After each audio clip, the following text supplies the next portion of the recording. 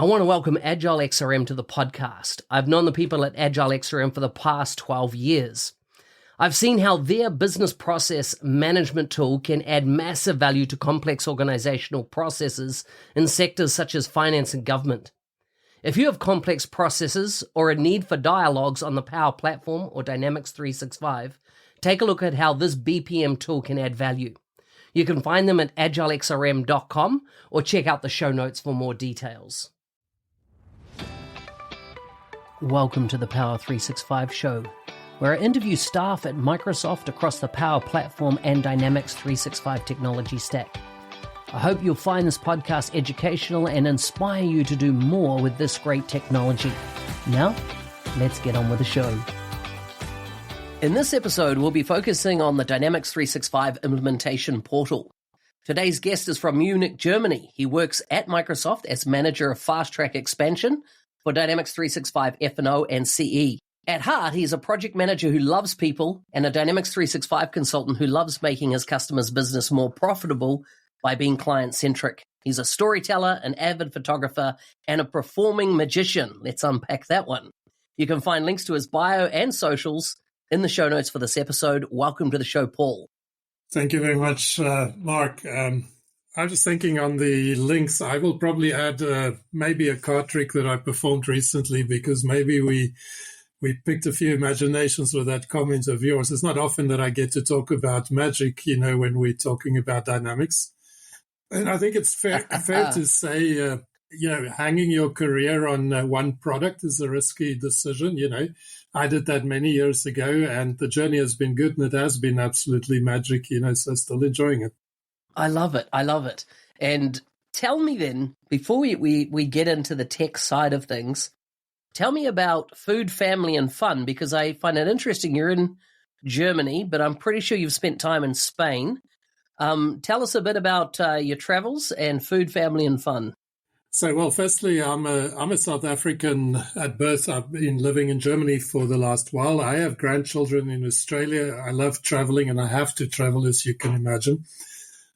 So recent travel that is still a high point for me is I took a bunch of European friends down to Botswana in Africa, and we did a real wild safari for 3 weeks. It was absolutely brilliant. No internet connectivity, hyenas at the campsite, elephants at the campsite, no fences, between you and what's out there. Comes to food, I love cooking. I won't call myself a chef, but I'm active in the kitchen, so I make a decent risotto. So winter food, comfort food is generally going in that direction. In the summer, it's South African style. We have a braai. Now, braai is what the Australians will call a barbecue, probably in America as well, Braai is the local word. And English-speaking South Africans also use the word braai. It's an Afrikaans word, but it's similar, except I only make fire with real wood, no charcoal or anything like that. I make a big fire. We sit around the fire. We cook together. We sit into the night chatting. We typically eat very late, a couple of cold beers on the mix, so that's my summer cooking. Isn't barbecuing, braai, just such a fantastic way to entertain, like you say, and to do it on wood, I think, is just the atmosphere of the fire, the food, the evening, the beer is just a great combination. Indeed, we call the fire sometimes bush TV. Yeah, nice. I love it. That's your Australian connections coming out, I'd say. It's actually the South African. Is it really? The Australians are not allowed to make fire with wood because of the risk of forest burning, etc. So my daughter lives there, and I pity her with a little bag of charcoal on I make a big fire. Yeah. Nice. Tell me about your career journey and ultimately how you ended up at Microsoft. Yeah, I've had a long career in IT. I started working for the Atomic Energy Corporation many moons ago. And I had to get a security clearance for that job. And I only realized many years afterwards that the South Africans had actually developed a technology to make an A-bomb. That was not said to anybody at the time, but I probably wrote some of the software that helped drive that, Wow. So quite freaky because you don't know what you're doing in your young days. The politicians take advantage, right? But anyway, I went into more commercial IT from that, and at some point really started focusing on what I call client-centric solutions, and when Microsoft came out with, back then, Dynamics CRM 1.0, no less, I noticed it coming to the market, was really keen to play, thought it might be a long-term interesting topic. At that point, I was already a Great Plains partner, which was part of the technology that Microsoft bought that eventually went into the F&O stack. So I had a little bit of that history. Great Plains was bought by Microsoft in just before that, at that time. Microsoft were quite surprised that as a small partner, I made such a strong play to be part of this thing. I managed to get 2 people on the airlift training in Nice in France, flew them up. They came back and said, Paul, wonderful concept, but it ain't a product yet. Unfortunately, that version did not get released. 1.2 went to market. I was in pre-sales on 1.2, and then I luckily didn't sell one. And I found my first customer just as CRM 3.0 was coming to the market. So I approached Microsoft, say, can I take my customer live on 3.0 on the day that you launch, and I'll be your launch partner? They said yes. So I actually did the launch for CRM 3.0 on Microsoft's behalf as a small partner, right? They then got me in to do the version 4 launch. And the version after that, I prepared the launch, but that was the first one that they did themselves. And we did pretty well as a small CRM partner. If I roll forward a little bit, I think in about 2008, we closed as a relatively small partner the 2 largest deals in EMEA for the entire partner channel that year. It was quite good. One was Sun International Casinos, and the other one was First Bank of Nigeria. And these were 2 mega deals back then. So we suddenly became, President's Circle, Inner Club, all that stuff, right? And you meet people, of course, in the process. I started working more and more with Microsoft people in pre-sales on big deals that we were doing. I was speaking at Microsoft events, etc. And then one day, a dear colleague now, although he's retired now, pinged me and says, Paul, do you want to come and work with Microsoft? We have a job for you. And I said, you know what, I'm not the kind of guy that works for a 120,000 person company. I'm an entrepreneur. I start a small company. I grow it to 100 people, sell it, start afresh. That was my mode, So he emails me the job spec. So I look at it, and the first line says, location, not specific. I go, well, that's interesting. What does that mean? I've called back, and he goes, well, Paul, if you pick any location in Europe, it has to have a big airport and a Microsoft office. You can pick that as your work location. So I thought, great 3-year adventure. Told my wife, we left South Africa, came to Germany. 3 years went by pretty quickly. We had great fun. Not the least of all, the Microsoft share price was starting to do well. So I had to leave some money on the table if I had to leave. And really, we were having great fun seeing the world. So then suddenly I had to care about my career again. I was doing pre-sales for 3 years. It was like a holiday. Love pre-sales, by the way, but couldn't do that forever. I was a bit ceilinged out. Joined the FastTrack team back then and spent 7 years as a FastTrack solution architect before I took over the expansion team about 1.5 years ago. So that's my my brief look back into the past and how I got here. Dynamics all the way. Wow, this is an amazing story. It's a nostalgic story too for me. I started with CRM 1.2 and I implemented 1.2. In the company I was working for. I was the first customer in New Zealand at the time. And so I find it very interesting. I had no idea that CRM, which MS CRM back then, 1.0 didn't get released. I thought it did, but it didn't. Because I knew that 1.2 came out the same year, right? It came out November from memory that year, but I didn't realize 1 didn't go to market. I also find it interesting the comment that your colleagues made around it's a great concept, but it's not ready, because, I get that. I totally understand that. It was Crystal Reports. So remember, it was a reporting engine in it back then.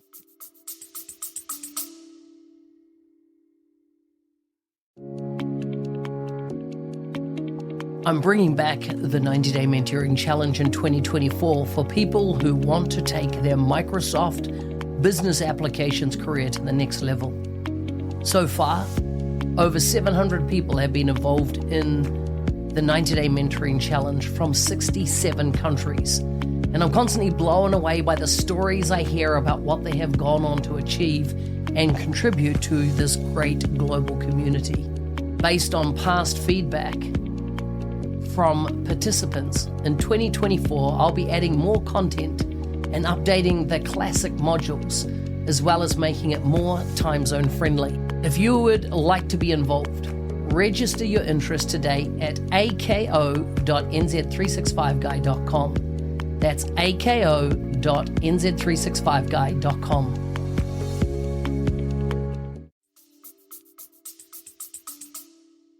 Oh man, it's scary to think back. And if you look how wide the product is today, how many aspects of it, back then, in a month's time, you could learn everything there is to know about the product and be the expert, right? Yep. And now I've been working with the product so many years, and I have to admit that I'm a master of a few of the areas, and but there's a lot of stuff that I just know a little bit of, and it's just grown that wide. Nobody knows everything anymore. Yeah, so it's so true. We're going to talk about Dynamics 365 implementation portal, but before we get there, you mentioned that for a massive period of time, you worked as a FastTrack architect. Can you just explain what FastTrack is, why it was born inside of Microsoft, and what is its aims and goals now, and how? Because ultimately, we've seen in the community. And I've got a couple on my team, FastTrack Recognized Solution Architects. That's flow into a much broader program. And it's probably seen as the premium qualification that Microsoft can bestow on an individual for architecting, phenomenal solutions. But can you tell the story of FastTrack? Well, let me turn the clock back a few years, and then you see why FastTrack was necessary from our perspective. When the product arrived in the cloud, and I'm talking now all up, the F&O side of the world and the customer engagement side of the world, I'm going to take a pause there. We can't say F&O in the public-facing stuff, right? Right, okay. What is it, just finance now? If we look at that time a couple of years back, when we take the finance and operations app into the cloud and we took the Dynamics 365 customer engagement in the cloud. The cloud is a different operating model to what we had on-premise. On-premise, you do a big release sometimes every 3 years, In the cloud, it started to happen every 6 months. It's a very high rate of change. There's a lot of new innovation coming. And not every part of the product is at the same level of maturity at any point in time. So we were finding at that point that a lot of what FastTrack was doing, they came initially as the sort of mega escalation team. Customer has a problem, has just gone live, there's drama, right? What do we do? And in that process, we took our best architect, small team, and that team would go and do a deep dive engagement, find the problem, work with their colleagues in engineering, solve it, get that customer happy, get that customer successful. And that team grew because the demand grew. They were doing a good job, and so more and more people would reach out, and often on things that weren't burning as big as those earlier flames, but they still wanted the guidance. And we saw the value, but we also saw something else. Most of these firefights were avoidable. Sometimes it happens because there's a product issue, and we have to acknowledge that it happens.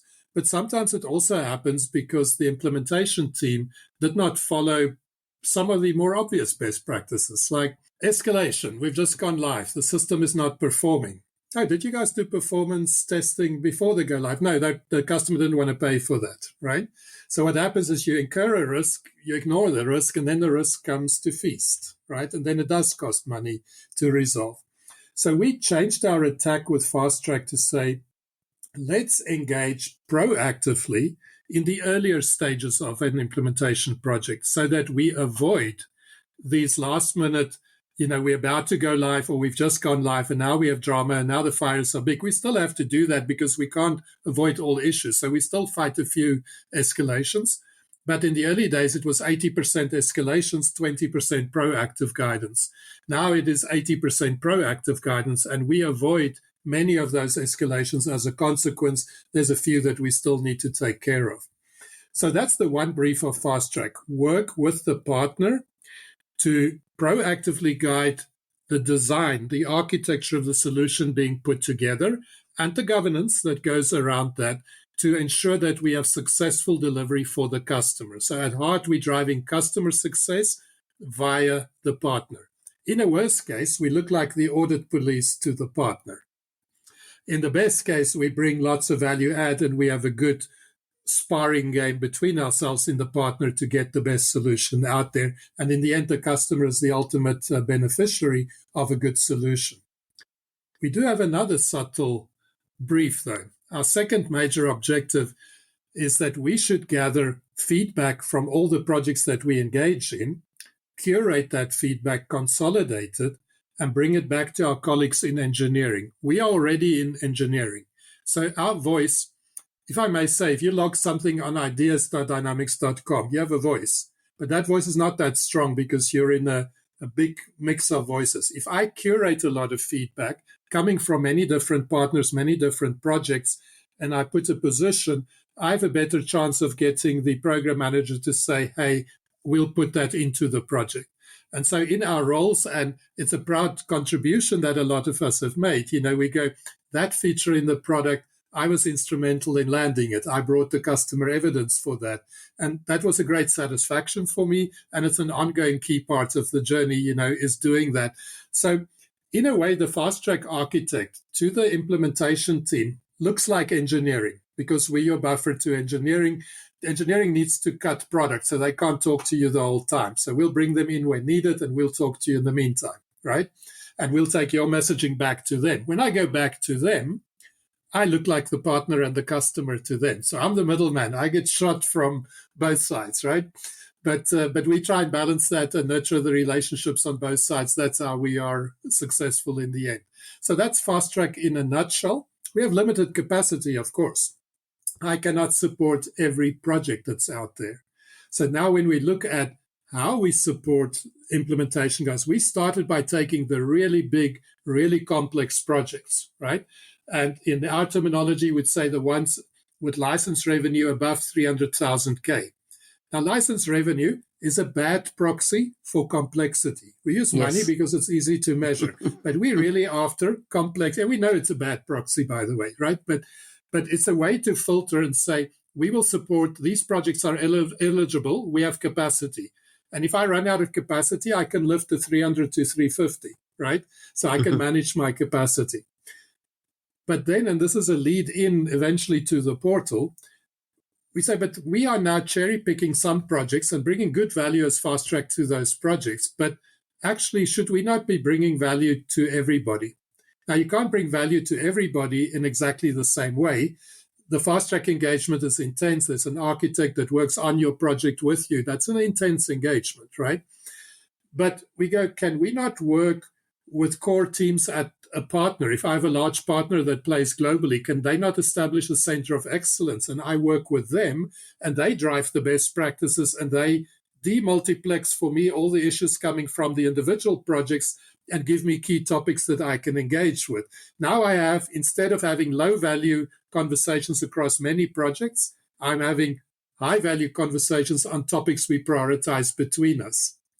How about going further down, and this is your real lead into the implementation portal, is how about making it available in a self-service mode to everybody, right? And this is how we kind of went full journey. So it started with a big FastTrack mission, but eventually spread out to reach everybody with the best practices for implementation in one form or the other. So I know we're taking a long time to get to the point and around the implementation portal, but I want to have one other question around FastTrack. It's fair. Success by design, right, is a 700-800 page tome around how to do it right. How important is that for particularly, architects, functional consultants, etc., to understand what the benefit that document brings to the market? So I'll address two parts of it. The one part's going to be the tome and the other part's going to be the quality. So the quality and the quantity of it, right? So let's start with the quality of it. If I pick one topic from that book, now I've been a project manager for a large part of my career. I think the best guidance I've ever read for a project manager about how to implement a software product, right? Not custom development, but a software product, is coming from the Dynamics 365 implementation guide. It actually doesn't even have anything to do with Dynamics yet. It's neutral. It's just project governance, but it's to the point. And I challenge everybody, do the table of content reading. Pick a topic that you have an interest in that flipbook, right? And just scan the pages on that. And you'll notice the quality is really high, right? And so if you think about FastTrack, we've done probably 5, 6, 7,000 projects in the last couple of years that we've accompanied. We've seen a lot of things go wrong in that process. And every time you see something go wrong, you learn something. And that consolidated learning is reflected in that guidance. Something that seems trivial. Do you have a project sponsor on your project? Right? We all know we should have one. You know how many projects we see that failed because of that particular thing. So now I ask the question, and some of my big partners that run good best practice get a little bit offended when I go, do you have a project sponsor in your project, right? And I get that. It's not always a high-value question, but we've seen the questions are there because we've seen projects fail, right? Now, that's where the quantity comes in. The Total Success by Design framework, the book about the Dynamics 365 implementation, that is a tome, you're right. But you should not read it end to end. You look at your role, and I call it do table of content-based reading, right? Yes. I'm going to circle back to it later when we talk about the portal. How am I going to help you do table of content-based reading? But this is my first recommendation. If you're a project manager, if you are a functional architect that is implementing Dynamics 365, you're going to have to go far to find a better consolidation of the key practices that will make the difference between success and failure. It may be overkill for your smaller projects. It's not going to be underkill for your big projects. We cover a lot, right? So in my view, and I'm biased, of course, my team helped write that, yes, but I do think it's one of the best sources of guidance all up that you can find in this space, right? If you combine that with the technical patterns, the architectural patterns, that underpin the implementation, you've got cover of all the critical aspects, maybe business process catalog is another one that you want to do a deep dive in. So I think there are some other sources that are important, but I still treat that as one of the most important sources. I do not expect anybody, though, to start on page 1 and read to page 734, right? This is clear. Scan the table of content, pick the topic that's relevant for you now on your project, do a quick read, do a deep dive when you find something that grabs your interest, and I'd be surprised if you don't find something that grabs your interest. This podcast, for what you just explained there, has just been worthwhile. It's to get that kind of depth of perception of the Success by Design. I've been promoting it since it came out to a lot of the consultants I train, and I just like the reinforcement you provided on why it's so important. Let's shift gears and look at the implementation portal. Can you give me an overview of the Dynamics 365 implementation portal? What is it? What's it for? How do I use it? Yeah. So the implementation portal became important when we said we can't do this interaction by having a person on every project that we engage with. So we started with our partners and then looking broader at projects that are what we call in the self-service space. So if a project is in the 100K to 300K revenue, we have one mode how we work with those. 300K plus, we give a dedicated architect, right? And then below the 100K, the projects, of course, are still important. They all add up, but we don't have resources. We are funded by the license revenue, so we're not funded really to put people in place that will deal with the bottom part of that pyramid, right? So the first thing is that the implementation portal targets the bottom 2 layers of that pyramid then. What do we want to do there? Firstly, for me to have an ability to proactively support a partner or a customer, I need to have a sense of what you are implementing. So if I don't know your project exists, I can't help. If I don't know that it's implementing customer service plus unified routing, I can't help because I have no context of what you're trying to achieve. If I don't know what phase you're in, because how we help is very phase dependent. When you in CE, if you start up a project, We should talk about your environment design decisions. Are you going to have one environment, multiples, global, central? There's a whole bag that we could discuss, and it's important. When you're in the just before go live prepare phase, we're not having that discussion because that should have been long ago, right? So that context, I need to know what phase you are in. I need to know what are you doing for whom. I need visibility. How do we create visibility? We create a portal where you can onboard your project. I can see it. You enable me to help you. That's the first thing. But if that's the only trade, you probably never onboard your project on the portal because it's not all the value. What can we do more? I could ask you to profile your project. What is profile? Basically describe at a more technical level, I'm implementing these products, and you tick off the products. For each of these products, I'm implementing these features. It's really important for me to know I'm going live with customer service, which includes omnichannel, unified routing, and first-party voice. That project sounds very different to the one that goes, I'm doing customer service, just basic case management. We both know that's a different project. I want that insight because then I can help, right? How do I help? First Pass, which we've released a year ago, and it's out there today. You can take advantage of it now. Once your project has a profile, we publish targeted reading, targeted guidance on the portal. What does targeted guidance mean? We have that 700-page flipbook. I pick the bits and pieces that are relevant to the context of your project, the phase that you're in, and I hot link to those. So when you click on the tile on the portal, up pops the flipbook. It's on how to do your environment strategy because we're in the inception phase. Or later on, it's on how to do performance testing because you're preparing to go live. So I take you to the relevant reading. But not only the flipbook, we have the Learn site where you've got all the Microsoft documentation on Dynamics. So we hot-link all those topics in. So if you're implementing unified routing, we will give you an article that tells you how to configure unified routing, how to do administration of unified routing, right? One click and you're there because that topic should be relevant to your project. If you are implementing supply chain management, and we've just released new stuff on the roadmap for supply chain management, I put the new release wave documentation, which you can go read. That's another 700-page document, right?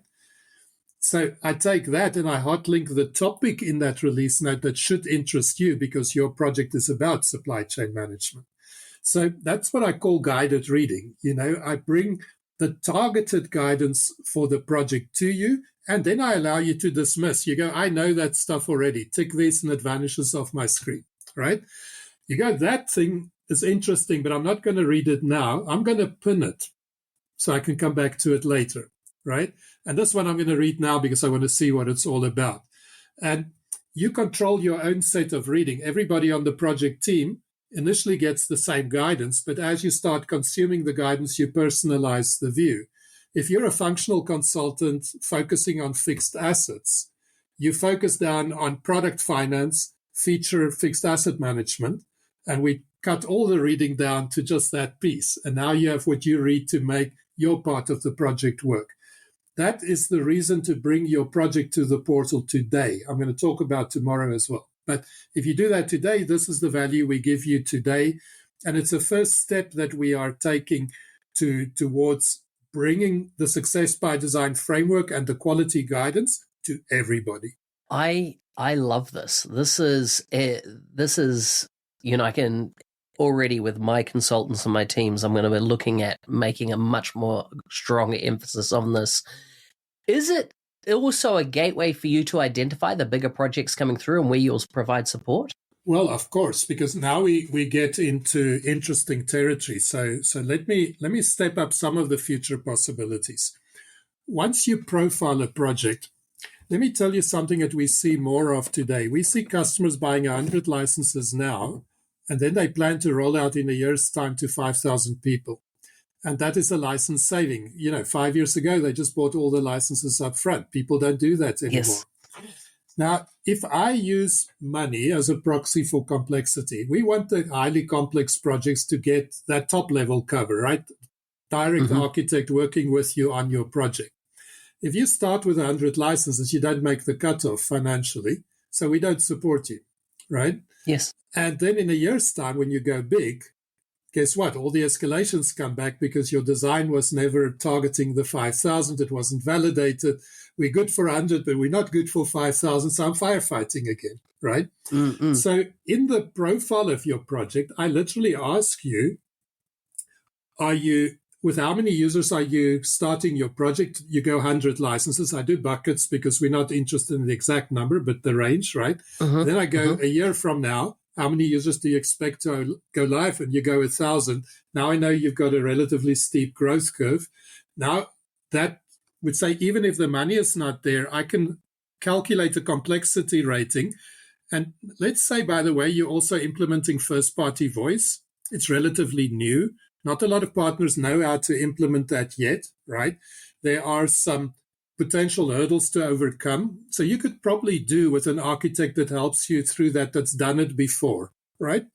So if I see that in your project portfolio, in profile, then I can go, you've profiled your project to say, I'm doing first-party voice. I'm going to give you an architect that knows about first-party voice to walk with you on that project. So I can detect and volunteer my service in future, where today you need to make the money bar to get my service at the top level.